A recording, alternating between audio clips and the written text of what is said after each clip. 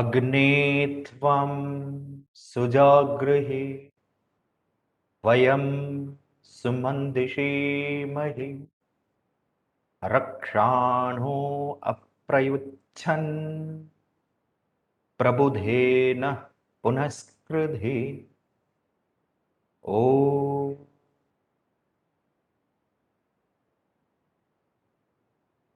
Agnidev, be well awakened within us. It is by the awakening of Agni that we all feel delighted. And the prayer of the Rishi to Agni Deva is that, Hey Agni Deva, do protect us unhesitatingly, unconditionally, and prepare us for a greater enlightenment, from enlightenment to greater enlightenment, further enlightenment, and the ultimate enlightenment. With these prayers, I'm extremely grateful for the organizing team and my special gratitude to Dr. Madan Mohanji for thinking of me and inviting here. So whatever little I know, I will share about it. Mantra Yoga is something which I have been practicing for a long time. And I do conduct special Mantra Yoga sessions months after months. And from my own experience and from the experiences of the learners, so I'll be sharing some thoughts today, the practical value of Mantra Yoga, the philosophy of it, and maybe towards the end, we will have a little practical sessions to experience the power of mantra. The mantra yoga itself is part of the whole yogic tradition. In fact, it is said that it is the highest kind of yoga which unites the mind with the pure sound.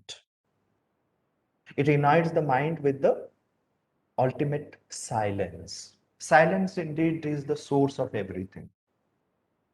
Everything comes from silence and merges in silence.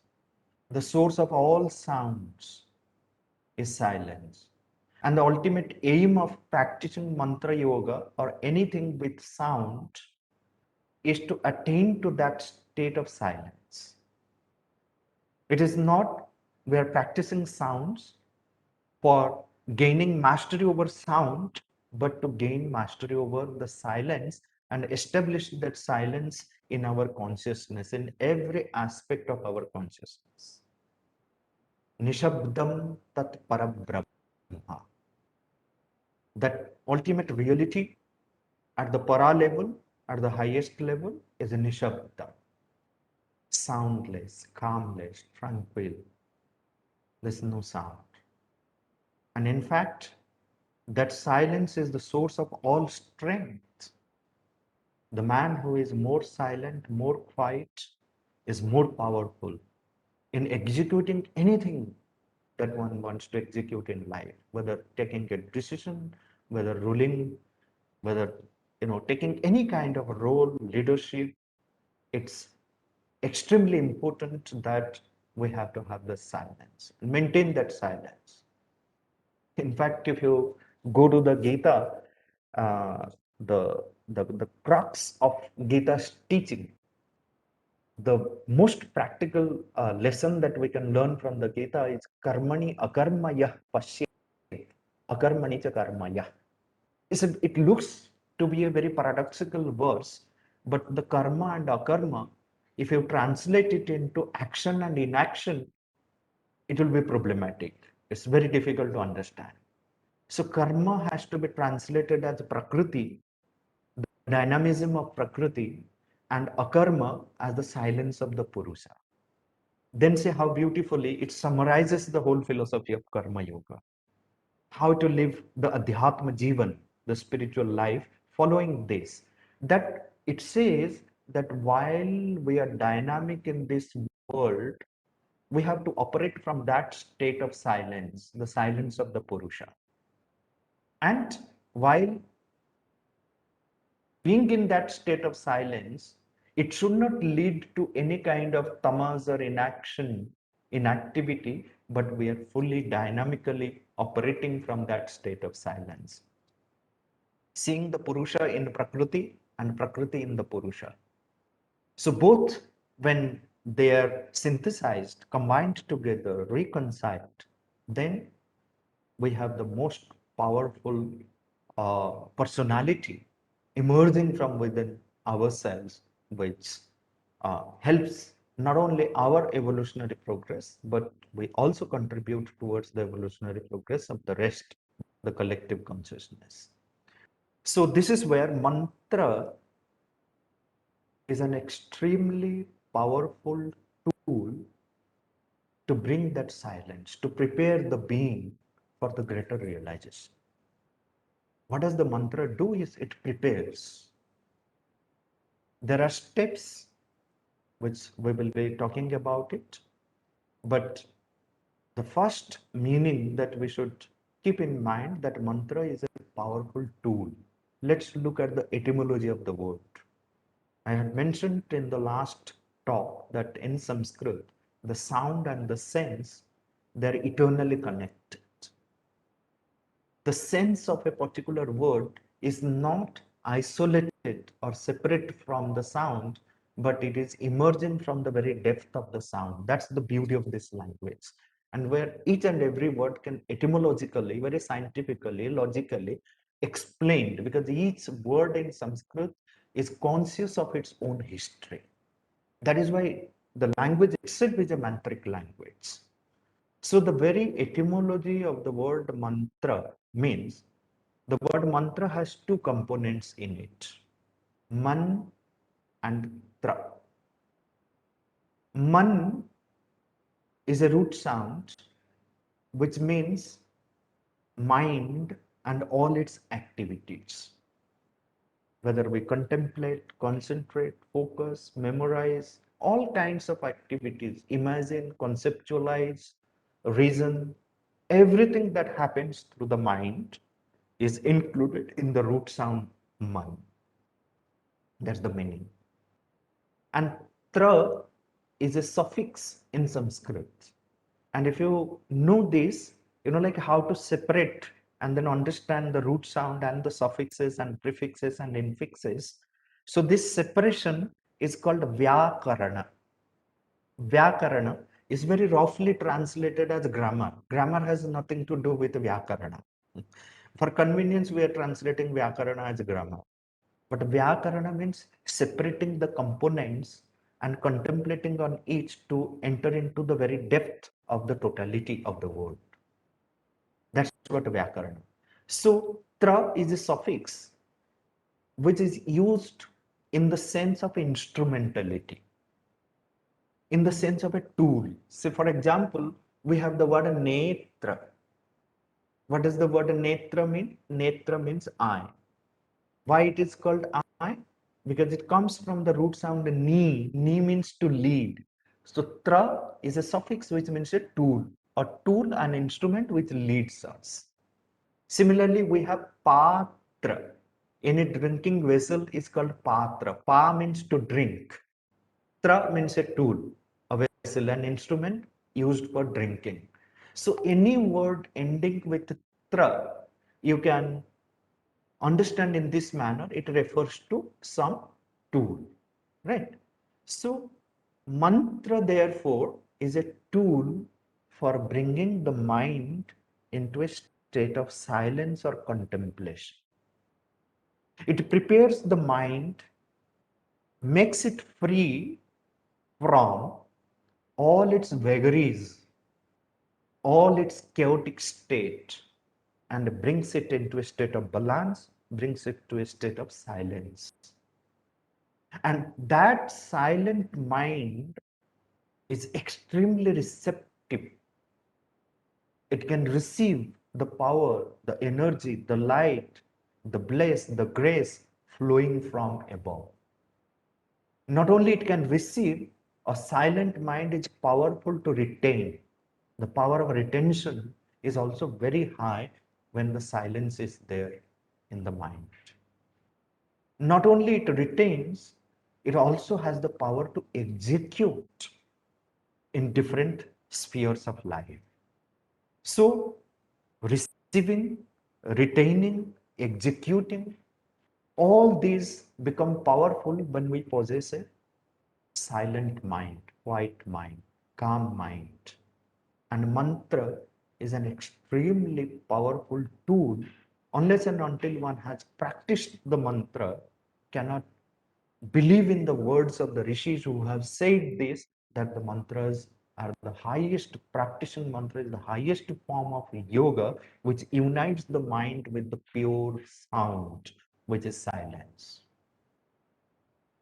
So mantra, and another meaning which I told you, which is popular etymology, that mananat trayate. It, all those who contemplate, all those who practice the sadhana, the seekers. So it makes them free. It makes the mind free from all its vrittis, vagaries. By default, mind is in a chaotic situation. That is why we need to do all kinds of yoga, follow a certain discipline.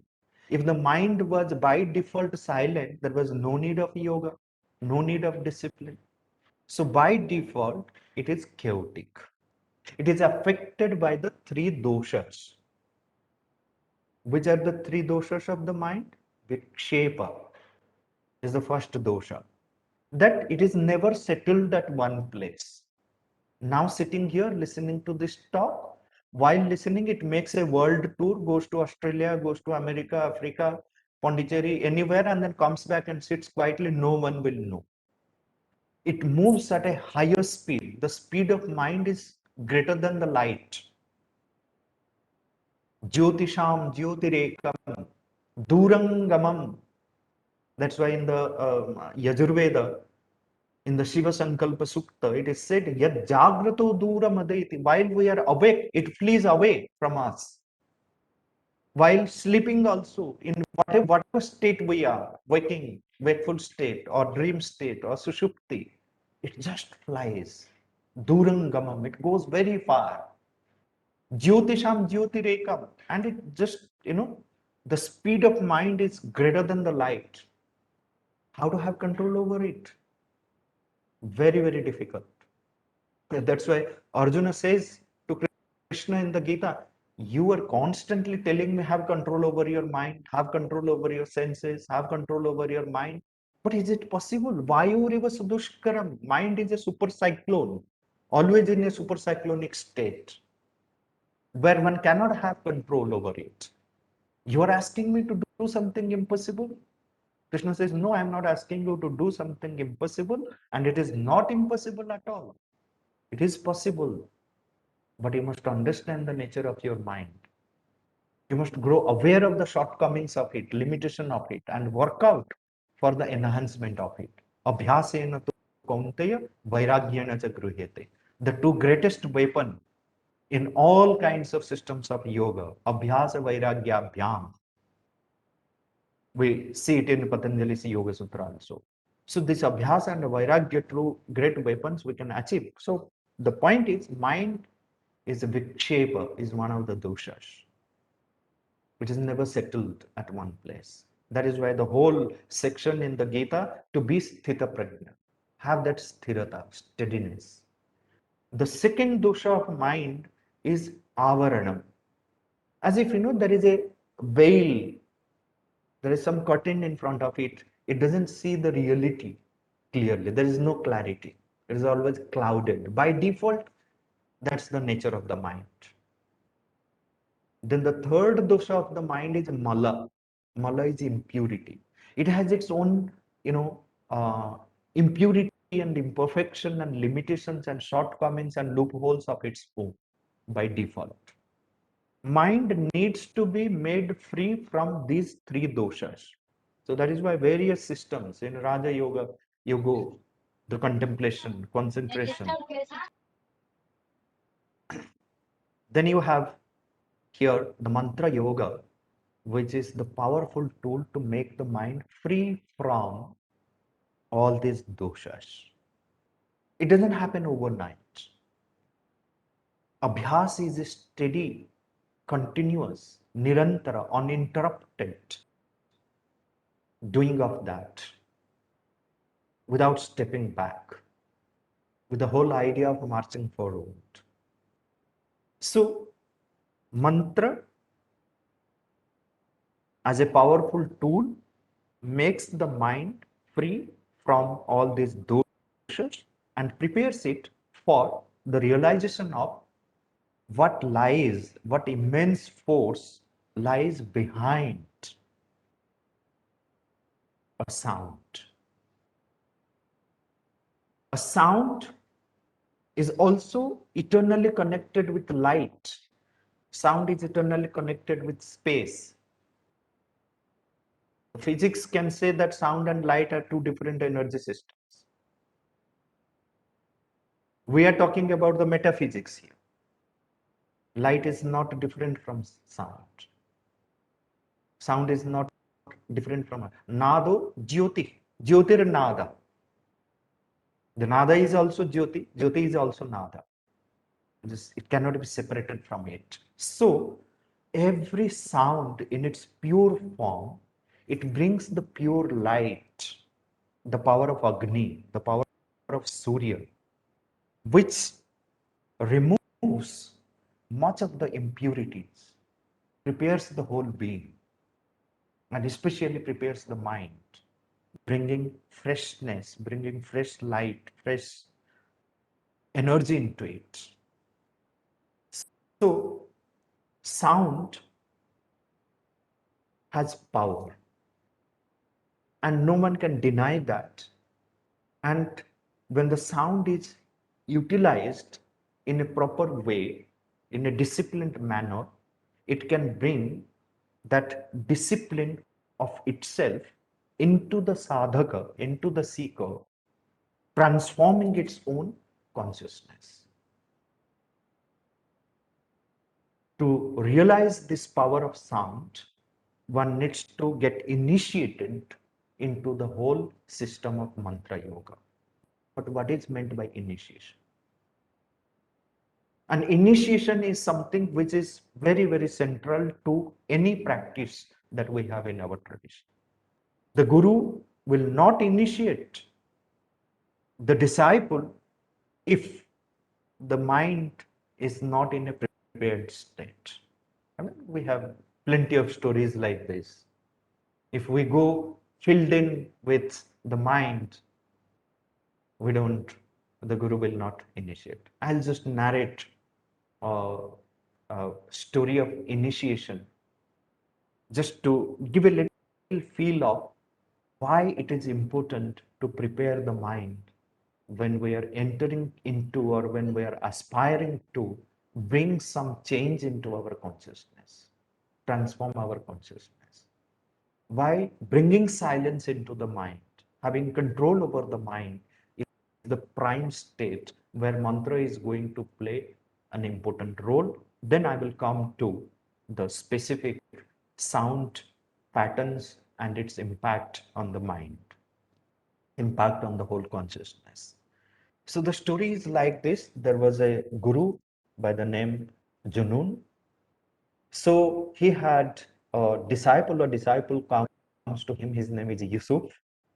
So Yusuf says to Guru Junun that, look, I have come here, so I would like to be initiated into a higher life by you. The Guru doesn't say anything. He conveys through another disciple that he has to wait for his turn. The Yusuf waits for a long time, and one day Yusuf is getting very, very disappointed. Why? It's already 4 years. And many other new disciples who had come after him are initiated, are continuing with their sadhana. But Yusuf, there's no sign of Guru initiating him. So Yusuf, one day, very desperate, he went to the Guru and asked, when are you going to initiate me? He didn't look at Junun, didn't look at Yusuf. He turned his face to another disciple and then said, have you kept that box ready which I had mentioned it to you? He said, yes, the box is ready. So he brings a small box and handed over to Junun. Then Junun looked at Yusuf. He said, Yusuf, here is a box. It needs to be handed over to my friend who is living at a distance. So please go and hand it over to him. And after you come back, I will see to your initiation. Yusuf was very happy and then thought that it's just a matter of taking the box and then handing over.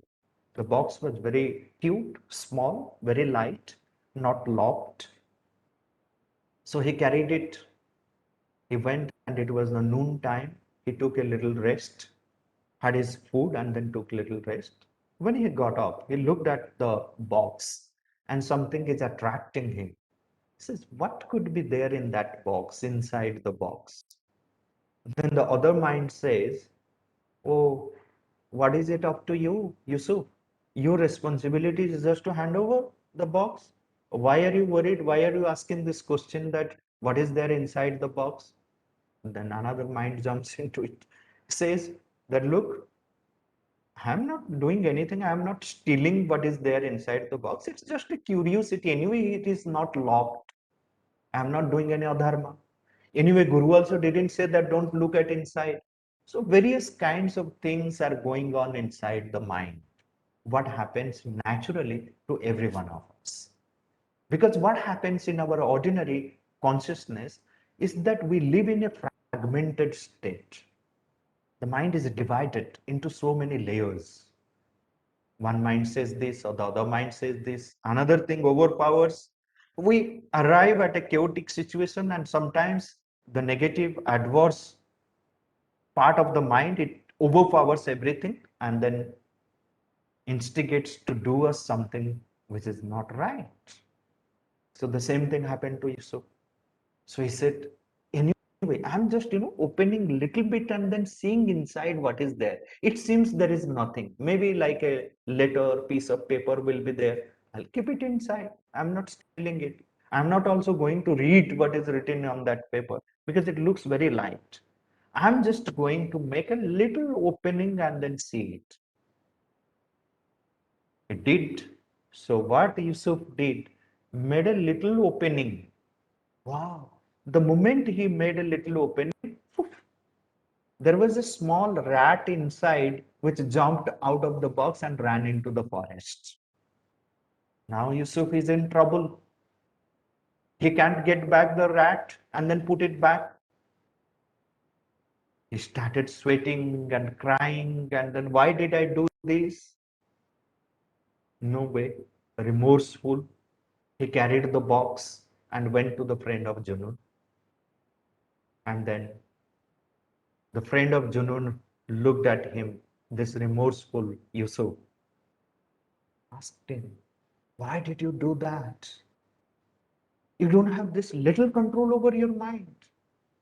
And then you were expecting initiation from Junun, one of the greatest gurus. Go and work hard. Have control over your mind. Be quiet, steady. That way, Junun will respect you. Comes and then starts working on himself, attains to that little steadiness and control over his mind, and then initiated by Juno. The point is that in our ordinary consciousness, this is what is every one of us. Every one of us. We live in such a fragmented state, and mantra being, it is the power of unity of consciousness. If you are very with a pure purpose, practicing any mantra, you can feel that sense of unity. How it leads from that state of divisiveness.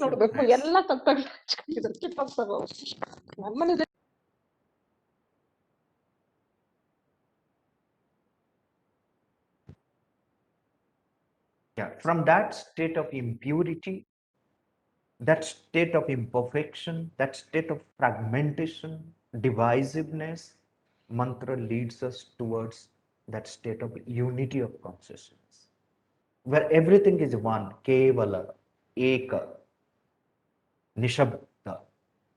That's the highest purpose of the mantra. And in the mantra, I'll give you another, you know, uh, from my own experience, that usually we think that mantra means certain sound. Anything in its pure form is mantra. It may not be sound. It may be the stroke of an artist emerging from the pure state of his consciousness when he's connected with his inmost being. It can be a simple piece of music, a simple piece of dance, a simple piece of structure. Go and stand before any huge, beautiful temple of olden time. Stand in front of the Meenakshi temple. Stand in front of the Brihadeshwar temple. You can feel the power of mantra, how it, expands our consciousness. It immediately pulls our energy and then forces us to be silent. That's the power of mantra. Mantra is not something, some set pattern, some set sounds. Anything in its pure form is mantra. Nature has its own sound. The silence in the nature is the mantra. The pure chirping of a bird when we're listening, getting connected with this is the mantra. Look at the whole design of a flower. It is so meditative and contemplative. There is the power of mantra. If you can focus on a pure structure, the design, the delicacy, the vibrance of the color, what happens? Nature is so full of mantra because it is in its pure form. If we can connect our inner being with the purity of the nature, purity of anything, we can realize the power of mantra. Mantra is not something I say Om, Hrim, Srim, Klim, or we say Agnetvam Sujagri. Of course, these are powerful mantras. But in terms of patterns, anything in this creation is mantra. Then, does mantra have a specific language? No. Mantra is beyond language. It is not necessary that only you find mantras in Sanskrit. And Sanskrit is a mantric language. No. When Tulsidas speaks in Awadhi language, when Kabir Das speaks, it, every word there carries the power of mantra. It is not the language. Mantra has the power to raise any language, anything, from the state of inertia to the level of mantra, to the level of a higher consciousness. It all depends upon the user of the language. Someone can use the language to kill others. Someone can use the language to raise oneself to a different state of consciousness. So, when we say divine, divine doesn't have any specific language, yet every language is divine. Every language has that purity in its essential form. We unnecessarily fight amongst ourselves, this language, my language, his language, her language. My language is greater, my language is oldest, my language is the source of everything. It's all rubbish. If truly one loves one's own language, can never hate anyone's language. The hatredness towards any language shows how much you hate your own language, how much you hate yourself, how much hatredness you carry within yourself. That shows the lowliness of someone. If I love my own language, if I love myself, I cannot hate anyone. That is why our tradition gave importance to Atmajnana. Love yourself. And once you love yourself truly, you cannot hate anyone. So this is where if we can experience the purity of anything in this world, because mantra is that nucleus, that chaitanya. Every sound, every object in this creation has that nucleus, is reverberating with that purity of the sound, that purity of the light, that purity of the higher consciousness. That is why the Rishi says, Achaitanyam na vidyate. There is nothing in this creation which is devoid of consciousness. To use the power of mantra, to use the power of yoga, any system maybe, it is to, the purpose is to grow aware, to awaken ourselves to that Chaitanya. And then bring that Chaitanya, bring that awareness to the front, to lead in every aspect of our life. That's the purpose of yoga. That's the purpose of adhyatma. That's the purpose of life. That's the purpose of education. That we become more and more aware of the presence of that Chaitanya, that pure consciousness. That is why mantra is not something which is hidden in a sound. Mantra is hidden in everything in this creation. You can take even any object. I take this object. There is the hidden mantra within itself. The purpose of mantra yoga is to bring that Chaitanya into the forefront and then be guided by that. So awakening the mantra Chaitanya, every sound, every object has that nucleus, that mantric, concentrated power of that mantra, that consciousness, which needs to be awakened. How? There are several processes, several processes. One can simply meditate on it, or one can recite it, one can follow certain rituals, depending upon one's own swabhava and swadharma. There is no one rule, one way of following. This is the beauty of our tradition. No one can impose one's own rule on others. One cannot say, if someone says that, look, my way of doing is the best way, is the way, then you say there is something wrong with that person. No one should impose anyone's way. Ways are, thousandfold, manifold ways. What is needed, that we need to bring this understanding amongst others, that look within yourself, be aware of yourself, be conscious of yourself, see with what you are resonating maximum, because everyone's swabhav, everyone's swadharma is different. Once one grows aware of one's own swabhav and swadharma, one will find one's own way, will be guided by oneself. The real Shastra is within oneself. The real Guru is within oneself. The external Shastra is a means. The external Guru is a means. They help us to a certain extent. Ultimately, one has to find one's own Guru within oneself. People say, what is the mantra that I should practice? One can catch hold of any mantra, anything.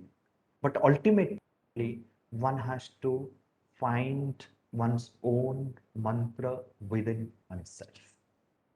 That's the point. Like the you said the point of eureka. Oh, I got it. And believe me, the mantra comes to oneself if one is aspiring for it.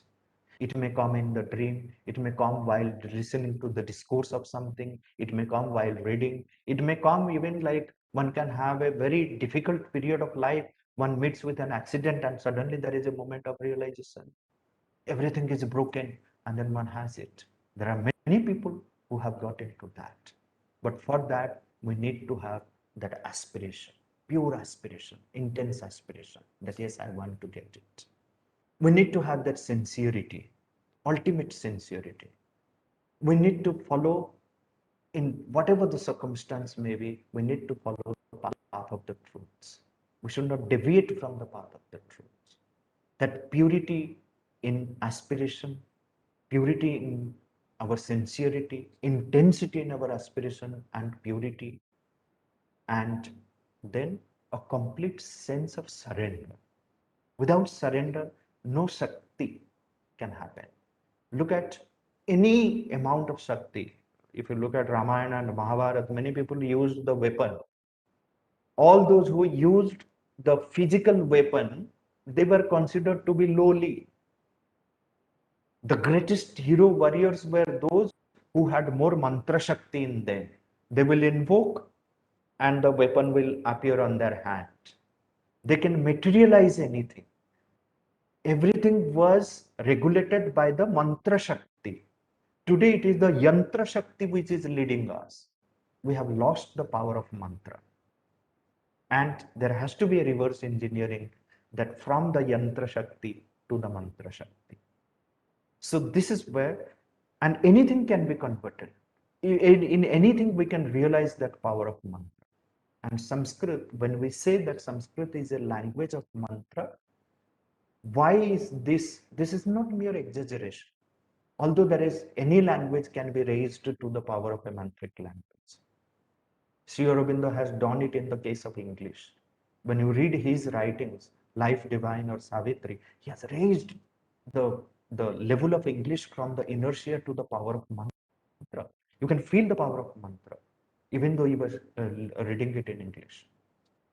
So Sanskrit, right from its inception, has kept the level of it in a higher level. It has always used for a divine purpose.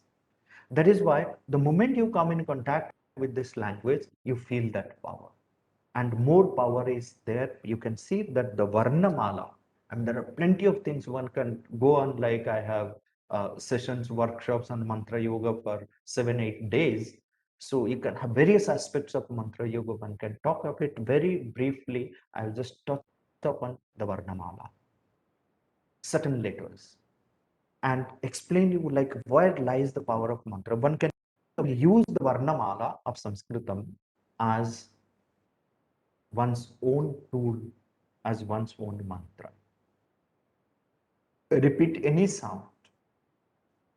There are short vowels, there are long vowels, there are consonants, there are sibilants, there are semi vowels. Every sound has its own quality, own guna.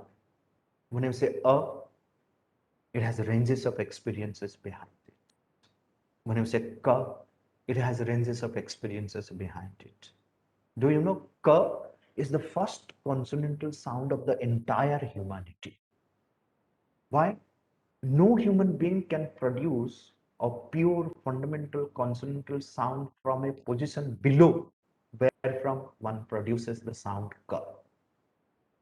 It's not possible that human articulatory organs are not designed in that way. So that is why the first experience of obstruction, because consonants are mutes, stops. Vowels are singing sound, intoning sounds. You can sing, go on. Consonants are stops, obstructions. So after the free-flowing vowel sounds, you first experience the obstruction when you say ka in Varnamala. So that is why all the questions, interrogative words begin with ka. Kaun, kaha, kaise, kah, ka, kim. In English, WH sound also, if you go back to the history, you will find that it was something like ka, question, queries, quest. Why? The very nature of question is to obstruct the free flow of the thought. That is why immediately after the free flowing vowel sounds, you experience the obstruction with ka. And ka, when you articulate, say ka, there is a minimum release of air, which makes you ingathered, concentrated. And this concentration is very much necessary for any creation. That is why ka becomes the sound of creation. So you say kriti. Kriti means any creation. Kru means to do, to create. So contemplating on the gunas of these sounds is also a practice of mantra yoga. If you want to manifest certain power, and a particular sound has that power hidden within it, you can catch hold of that sound, repeat it as a mantra to manifest its own qualities within. You want to become more concentrated, Repeat the sound come, come, come, come. You want to expand yourself, not concentrated and contracted. Your purpose is to expand and become free from the narrowness of your consciousness. Repeat the sound ka. Ka is the sound of expansion. When you say ka, you are more concentrated. When you say ka, you are more expanded. That is why ka means space. In Sanskrit, ka means space because it gives you the sound of expansion. In Hindi also, you say kha se khulna, khul jana, khagol. So you want to expand, your purpose is expansion. Repeat calm, calm, concentrate on this. The very repetition of the sound, it opens up the consciousness because the very quality of the sound is that sense of expansion, that power of expanding or opening is hidden within the sound.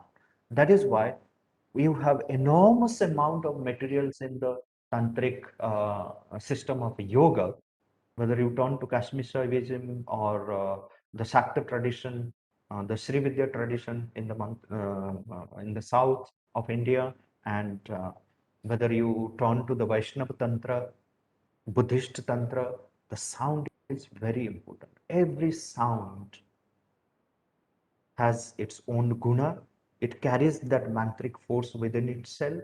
If anyone wants to manifest certain sounds, certain qualities within oneself, certain power within oneself, contemplating on those sounds, particularly repeating it, one has those powers. And mantra, whether one understands the meaning or not, understanding the meaning of any sound is very, very important. So then one can evoke the right power, right sentiment. But even if one doesn't understand the power, just feels for a particular sound, can repeat it. This very repetition of the sound with sincerity, with purity in purpose, purity in aspiration. If one simply repeats it scientifically, it has its vibration. And every vibrations, it does something to our consciousness. It prepares the mind for the realization of what force lies behind the sound. So even though one doesn't understand the meaning, so one should not abstain from repeating the mantra yoga, but one can repeat it. So Vaikhari, initially it has to start with the Vaikhari, the loud repetition of the sound. More we repeat, more our whole consciousness reverberates with the sound. Then comes a state where it reduces, where we just, like the lip movement is there, but we don't feel for that loud recitation of the sound. It is the Upanshu. Then it leads to the ultimate state of manasa japa. The whole mantra is getting repeated in our consciousness very consciously, but we are not repeating it. The mantra is repeating itself in our consciousness. That is the highest state of the japa sadhana or the nada yoga. So where one becomes the mantra, one doesn't have to make any effort, it becomes a natural part of that. So this is how we do. And we can just experience the power of shanti. Sham is the sound, is the root sound from which the word shanti comes. And it is, one can say peace, peace, peace. But if you look at the structure and design of the language and the Roman alphabet, it peace has a harsh impact. But when I say shanti, Sham, always, Shankara, Shiva, everywhere that, even Shava, Shava means there is no life, means there is no dynamism. It's just in a state of inactiveness. But Shav has that pacifying, calming impact, which is Shanti. We can experience that Shanti. It leads us towards that Shanti. So while saying Shanti, we repeat the sound O. O, there are various definitions many people have given. People have written PhD thesis on O. In the Shastras, you have various definitions. The mother of Sri Aurobindo Ashram has given a very profound, practical, and simple definition of O. She says, Om is the signature of the Lord. Look, everything has to come into this creation. there has to be the sanction of the supreme reality. That sanction is O. While reciting O, we must carry this bhava that it is present in everything and being. We must feel the presence, living presence of that divine light in everything and being while reciting Om. This is how our consciousness expands and gets united with everything and being and happening. Om. And Om is also one unit of sound. It should not be broken into Om separately, but one can contemplate separately. But Om is Ekakshara Brahma, one unit of sound. It's not a sound of division. There's no division, fragmentation in O. It leads towards O. So let's do this O, Shanti, Shanti, Shanti. And at the end, Shanti, there is a Visarga sound. Most of the times, people articulate Visarga as E, he, ha, o, ho, which is not right. Visarga means release. This entire creation is called Visarga. So Visarga is represented by two sounds beside the Devanagari character. The two sides, they symbolically represent the source from which it comes and the source with which it ends. And while doing the Visarga in its right way, you can experience that it emerges from the navel region and ends it outside as if you are doing a Bahya Kumbhaka. Ah, eh. You can feel the 2 points. That is why two dots are there. So while doing the Visarga, you just release the air, feel relaxed. Ah, when we are relaxed, we say, oh, I'm relaxed. That's the sound of Visarga. That's the feel of the Visarga. So when you say Shanti with the Visarga, you can feel that relaxation, that peace. So let's do 3 times Om Shanti, Shanti, Shanti, and experience the power of Shanti before we close. And before you do, so let first listen to me once. We can follow the same pattern and repeat it.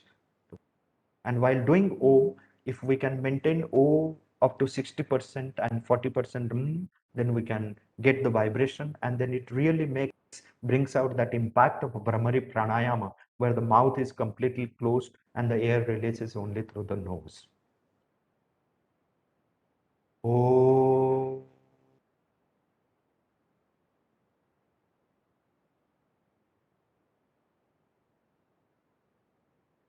Shanti.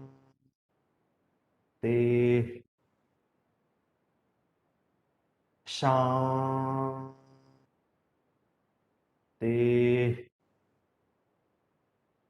Shanti.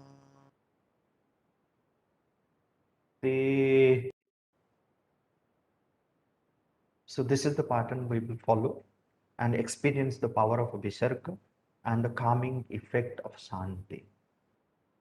So we'll do it all together 3 times before we close. Oh.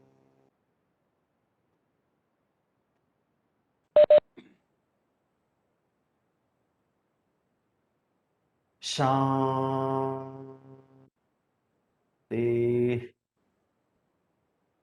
Shanti. Shanti.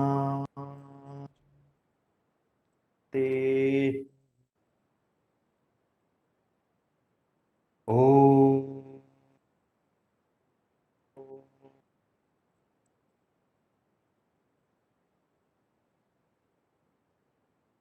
Shanti.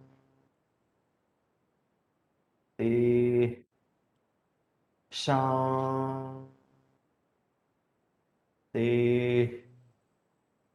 Shanti.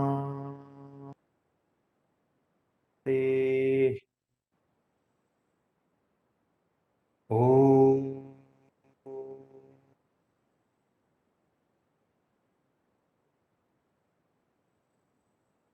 Shanti.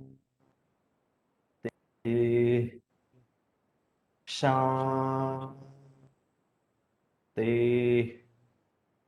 Shanti.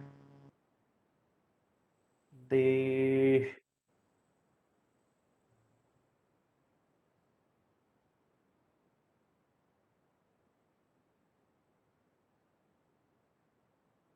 one does it before one does anything, whether eating, doing work, starting office, traveling, and then does it at the end before sleeping, while getting up, you can see, especially in the case of food, has a very strong digestive power. The food gets digested because it triggers that Jatharagni in such a manner and brings such power to Jatharagni that the food gets digested properly. And this I myself have experienced on a daily basis. Before eating food, Om Shanti, Shanti, Shanti, with that bhava. At the end of the food, Shanti, Shanti, Shanti. And we can utilize this power of mantra in our day to day life. Start with simple ones. Forget about I am initiated or not initiated, where do I find a guru or anything. With the pure bhava, with all sincerity and purity, mantra, yoga, or any practice of yoga should not be done for any kind of vested interest or selfish interest. It's solely for the expansion of our consciousness, for empowering ourselves from within, and then experiencing that purity, that power, the real power. Then everything goes smooth. One can have that purity in purpose, intensity in aspiration, and sincerity, and start practicing simple mantras. Om Namah Shivaya, Om Namo Bhagavate, Om Namo Narayanaya, Shri Gurave Namah, Om Namah, Namo Namah. Anything one can choose, whatever is conducive to one's own swabhava and swadharma, and then do it in the day to day life, in every aspect of life, and then see what mantra does to our consciousness. Dhanyavad.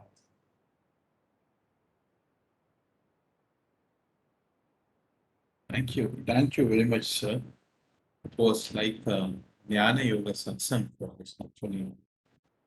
The way you kept move, the subtle way you presented from the starting to end, it just made everyone to go into the stage of eternal bliss, actually. So thank you once again, sir. The way you said that mantra is a powerful tool to bring the silence, and silence is origin for all the sounds. What a beautiful statement, sir. What a beautiful statement. A powerful tool to bring the silence, and silence is the origin for all the sounds. Really, really, this it just imbibed in me now after your presentation. And the three doshas of the mind. And this is, I have not thought about it. Whenever doshas we speak about water, pitta, kapha, to the physical element, to the mental element, we are not focusing a lot actually. And if we focus on the mental element, automatically the physical element will also come in line. So the concept of Shipta, Avarnam, and Mala, that is also, it's really how to make everything in one, and how to apply and how to make ourselves offer to the divine, and to make and everything come from us. That's really true, sir, actually, and it's really a wonderful section. I would like to hear from Devasena Miss, because she is a Sanskrit scholar and she teaches Sanskrit to all the international students in our Ananda Ashram. So, Miss, it would be nice if you say a few words about Sanskrit. Over to you, Miss.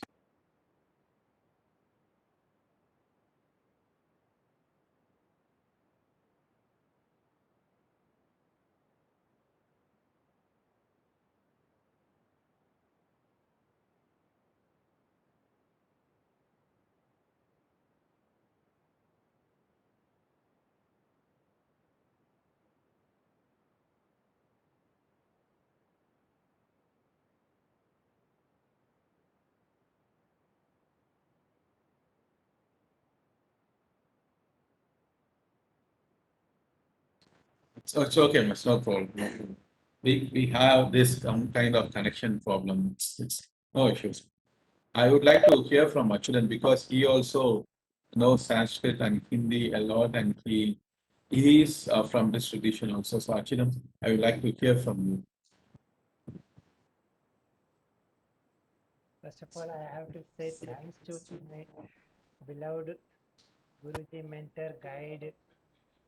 First of all, I would like to say thanks to my beloved Guruji, mentor, guide, Dr. Ananda Balayogi Bhavanani sir, and Dr. Madan Mohan sir, and Devasanam Bhavanani madam, and Dr. Balaji sir, and Dr. Sampadanand sir. Wonderful session, sir. Today, this was a very enlightening session. I enjoyed a lot that as you explained that splitting the syllables, the mantra. So, manana taryate iti ya mantra. So, very good explanation if we have uh, blessed by your discourse that three doshas, vikshepa, avaranam, and mala, these three tools, important tools that plays, humors of the mind, and the mantra chaitanya, how it awakes, how it is in the every object. The mantra is in every object, and we have to awake, like producing a sound while hitting the object or something, differently. So this is very good that you explained it. Reverberation of one's own wave. Everybody have their capacity in there, and we have to reverberate in our own rhythm. It's a wonderful, nice explanations that we enjoyed a lot. The density of aspiration is merely called abhyasa. Means we cannot say that abhyasa is missing or something like that. It is a density of aspiration. It's a very good term that you used to say. Thank you, sir. Thank you very much for these wonderful sessions, and we expect you in future events also, sir. Please, sir, and over to Dr. Sure. Balai, sir. I like the end. Thank you, Achuran. I like the end you said you need not to recitate the full slokas and the full verses from you. Just by chanting the mantra of Om Namah Shivaya, Om Namo Narayana. This we are doing, sir. It's a blessing to be associated with my Guru Anand Balayogi Bhavanani in Anand Ashram. Whenever we go there, we definitely chant these things. And he learned a few of the Gayatri mantras he taught me. And yes, whenever I chant it, I feel the bliss definitely. That's really true. Sir. Thank you, sir. Thank you for this enlightening section again. And with us, deep gratitude, love, respect on behalf of Center for Yogic Sciences, we offer you our pranams to you, sir. Thank you, sir. Thank you. And Madan Mohan sir was there throughout the session. I know what he's undergoing, but he's undergoing a lot of issue. But he told me that he will be there for your session today, and he was there fully in the session, and he is still there. This shows its love towards yoga, the language, and to user. So it just makes me to please a lot because initially when we have completed our yogina session, actually, sir is there. Namaste, sir. One more Namaste. thing, sir. Namaste, sir. Can I speak, sir? Yes, yes, actually, please. Yes. On behalf of Dr. Madan Mohan, sir, I would like to request put up one question and to Sampadanand sir. So in this period, is there any inner sound producing, like to ease the um that wound, whatever Sar is facing now? That can you explain, sir? Balai, sir. So is there any inner practice for the doctor? Sir, Dr. Madan Mohan sir is facing now the voice problem for No, healing. sir, yes. Please, sir, Dr. Balai, sir. He just wanted to, the Sal wanted to just get some few information about the recitation in the mind itself, a few sloka mantra. to recitate inside within himself in a silent way to heal the undergoing stress. So Sarah has just texted us yesterday. I want to listen and I want to hear that mantra to heal myself. So Sarah was asking about it. So if you want to just share a few things, we'll definitely looking forward you, sir, because that is that is helping the Bhishma Pitatma. He is the Bhishma Pita for us, sir, actually. So if you have time, if time permits, we would like to hear that from you. Yeah. So, yeah, I would have taken some more time because I will have to go for another session. But immediately, like I didn't know what was happening with him or anything. So, uh, I will definitely start doing as a spiritual healer, distant healer.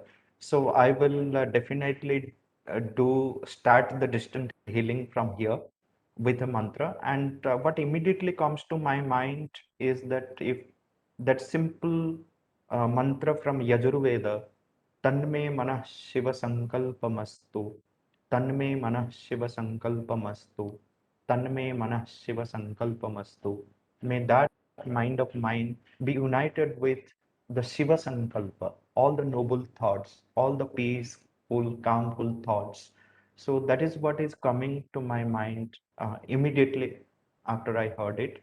If he can repeat that, and I will definitely keep in my mind, and then I'll do the distant healing mantra, which will definitely help him.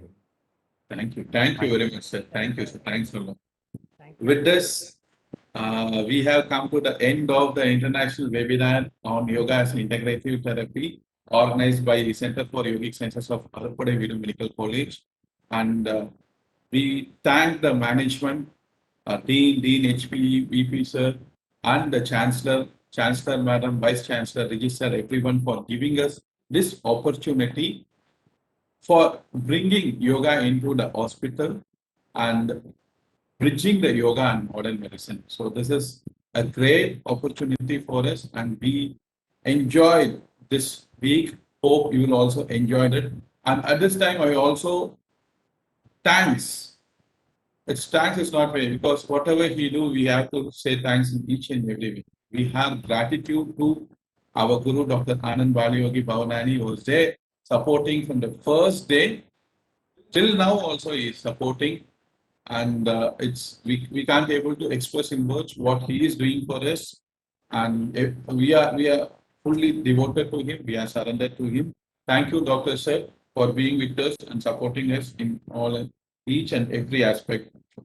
I thank all the participants who are joined from the first day to till now. Without you, the program is not ended in a successful way. I thank each one of you for your wonderful support to you. I thank you, Dev Namas, for coming each day and every day